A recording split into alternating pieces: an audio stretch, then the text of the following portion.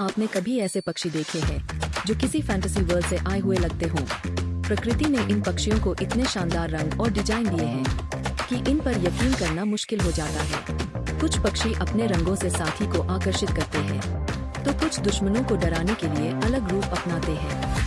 लेकिन सबसे मजेदार बात यह है, इनकी हर चाल, हर आवाज और हर पंख के पीछे एक रीजन होता है। नेचर सिर्फ खूबसूरत नहीं है, ये एक परफेक्ट सर्वाइवल मशीन है। और सच कहे, धरती पर मौजूद कुछ जीव इंसानों की इमेजिनेशन से भी ज्यादा इनक्रेडिबल है।